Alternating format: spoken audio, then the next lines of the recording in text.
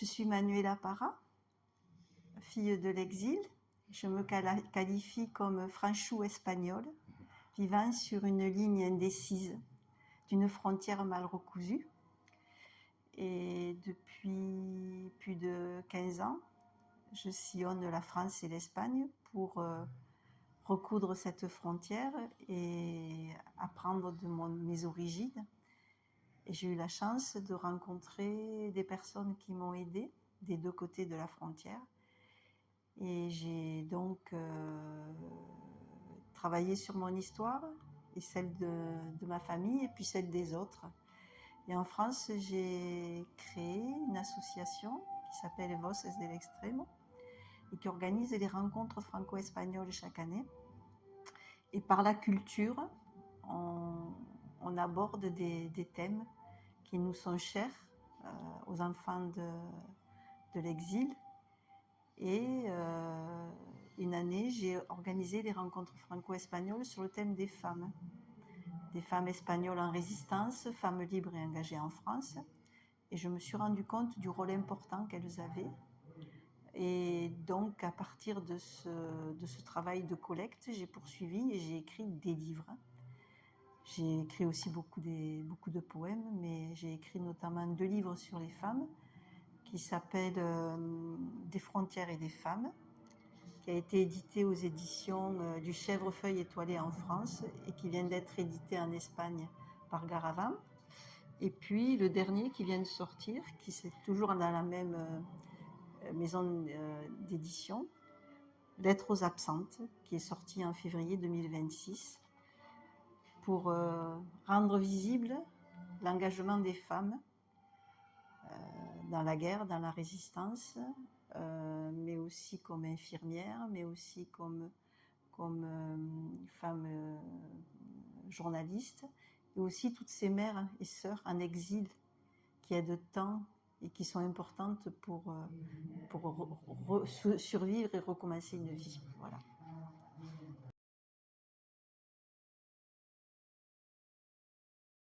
Donc, je vais vous lire des extraits, si vous voulez. Oui. D'un témoignage, puisque ça, ce sont 10 témoignages que j'ai récoltés et j'en ai fait des récits. Donc, il y a un peu de fiction à l'intérieur pour donner du corps, mais les faits sont vrais, dans celui-là aussi, hein, dans l'autre aussi.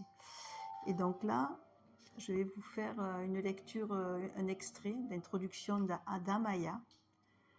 Amaya étant la tante d'une de mes amies, qui a fait partie des enfants basques qui sont partis en 1937 du Pays basque, qui sont arrivés à Sète en France pour être en colonie de vacances. Et il y a eu une erreur d'aiguillage et une partie des enfants sont descendus à Sète pour aller préparer la venue des plus petits qui faisaient la sieste. Et quand l'instituteur est allé les rechercher, le bateau était parti en Union soviétique. Les enfants resteront, pour ceux qui survivront, plus de 20 ans. Et donc là, c'est le début d'Amaya qui se retrouve sur le bateau. La nuit ne m'apporte pas la paix, ni la tranquillité. Bien au contraire. Je vogue encore dans la noirceur de ce temps humide, au rythme imperturbable du caprice des vagues. J'entends toujours les cris. Il y a ceux des autres et il y a les miens. Avec le temps, ils sont devenus silencieux. Je les ai enfouis au plus profond de mes entrailles. Il y a la peur, celle qui émerge au son des mots, celle d'une langue obscure, étrangeté musicale dénuée d'affection, une langue russe. Mimée par des mains larges, elle s'agite, vocifère, décrive, interprète l'incompréhensible. Il y a le froid, ce froid impossible aux prises avec mon corps resté sur ce navire, seul, sur cette couchette dure, où subsiste par endroits la forme de ma sœur quand elle s'accologeait à mes côtés pour me consoler.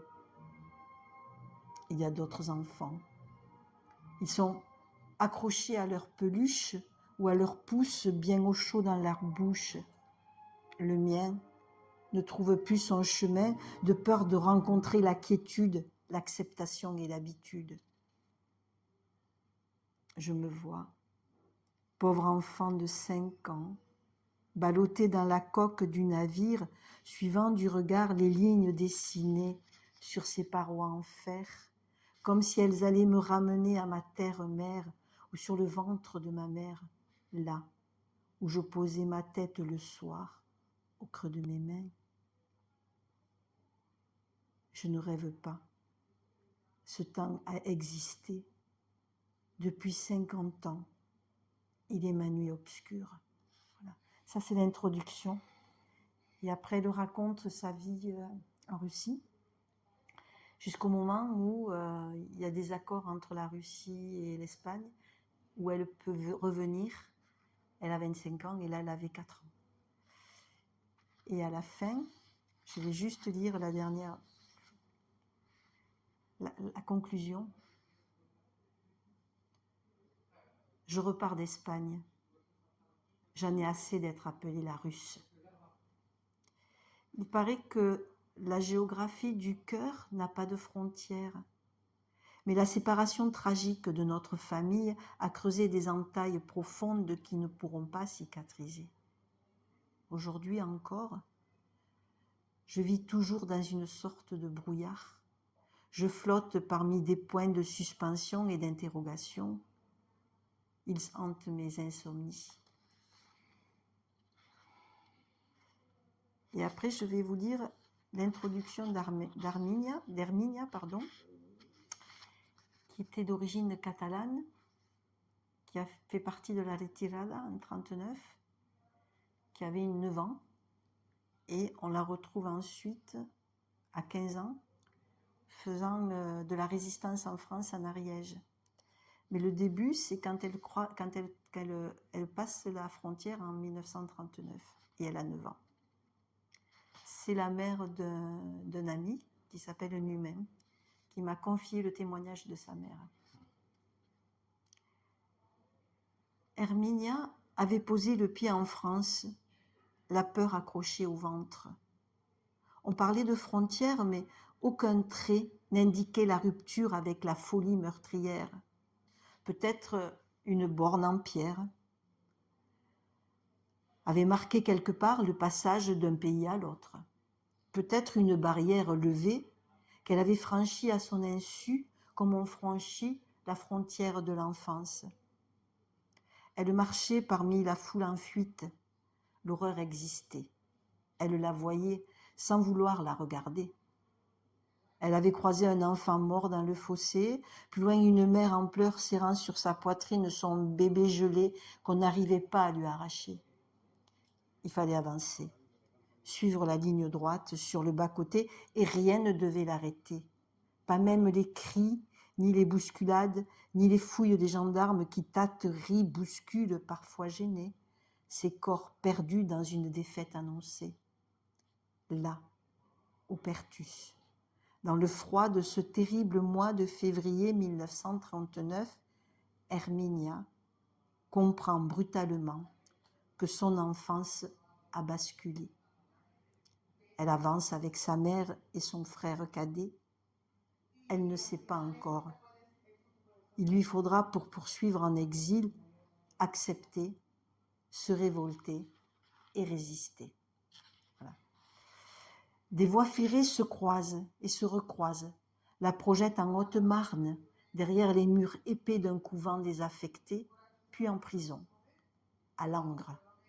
Parmi des paysages hostiles, des arbres décharnés, des rivières gelées, là où les rêves ne peuvent pas l'accompagner. Elle pense à son père, dont elle est séparée, à ses baisers qu'on lui a volés, à ses bras absents qui ne la feront peut-être plus tournoyer, aux fêtes qui ne seront pas ou plus souhaitées. Elle palpe l'absurde des imprimés à renseigner quand l'émotion la submerge, quand le verrou claque pour l'enfermer dans les ténèbres, quand les bottes allemandes frappent le pavé de la ville qu'il faudra fuir sans espérer retrouver la liberté. Elle s'accroche à sa mère, craque, trébuche sur la lourdeur de ses angoisses, crie ce qu'elle ne peut plus maîtriser.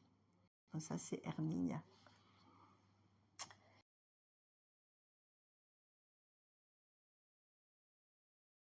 Maintenant, je propose de lire une lettre de Inès à Manuela, qui fait partie de cet échange de correspondance imaginaire. Inès représente toutes les femmes espagnoles qui se sont engagées dans la résistance française et qui sont parties à Ravensbrück, dans les camps de concentration où on les a obligées à travailler. Cette lettre, elle me l'aurait envoyée en 1943, donc je n'étais pas née en 1943. Mais comme je suis en train de lire sa biographie, j'ai rêvé qu'elle m'envoyait cette lettre. Lettre d'Inès à Manuela. Par-delà l'espace et le temps, je voudrais te livrer les mots suspendus à mes lèvres. Un écho lointain pour que tu le fasses tien, pour que tu le répandes plus tard, pour que tu réincarnes mon histoire. Mais comment t'écrire depuis l'inavouable, depuis l'horreur quand je les vis? Chaque jour, au réveil, l'étonnement me saisit, une morsure sur la peau. Mon corps, en lambeaux, résiste malgré moi aux atrocités de la veille. Il s'arme pour affronter l'assaut des violences annoncées par le jour qui se lève. J'ai beau implorer la mort pour qu'elle efface mes souffrances et elle en décide autrement. Je reste, une ombre aux yeux hagards, dans l'enfer du camp. Je ne savais pas. Je ne pouvais pas savoir. Même l'intuition ignorait tant de cruauté et de souffrance.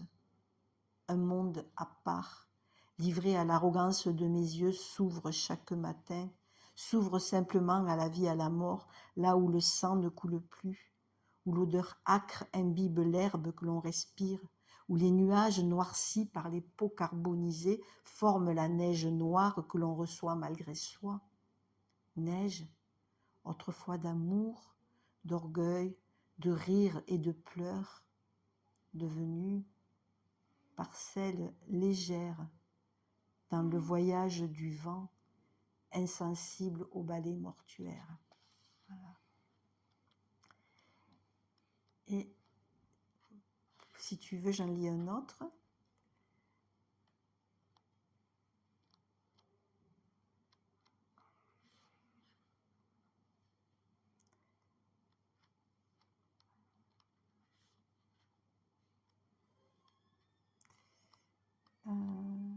Peut-être celle qui a beaucoup de succès en France, l'histoire d'Antonia, la 14e rose. Donc, ça s'appelle donc l'Antonia, hein, puisque c'est... Voilà. Elle écrit à Louise, Antonia. Et Louise, c'est une des jeunes filles qui avait son âge, qui plus tard fera de la résistance et sera envoyée à Ravensbrück et torturée par la Gestapo. Donc là, on est à Madrid en 1939. Donc Antonia écrit à Louise. Par-delà les frontières et le temps. Je te parle depuis mes 18 ans, depuis la prison de Ventas à Madrid, depuis ma paillasse qui ressemblera plus tard, peut-être, à la tienne, depuis mon regard sur le monde, un monde enraciné de misère que nous espérions changer, chacune à notre manière. Je suis la 14e, celle que l'on ne nommera pas ni par des noms de places, ni par les 13 jets d'eau de la fontaine madrilène. Je ne serai pas non plus l'ombre du témoignage de la répression franquiste, ni la preuve morte, ni l'horreur personnifiée que l'on brandira plus tard pour dénoncer l'injustice. Seules les 13 roses seront citées et commémorées. Mots de mort en feuilles tombées. Je suis Antonia, l'erreur de la liste des 14 jeunes filles condamnées à mort au cours du même procès.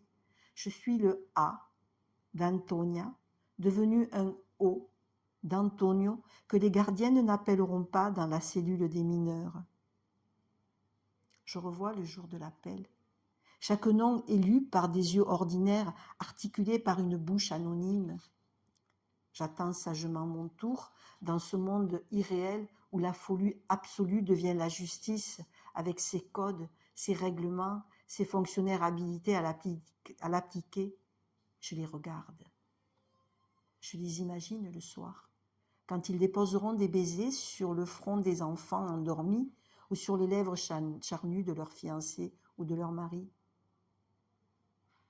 Je reviens à moi.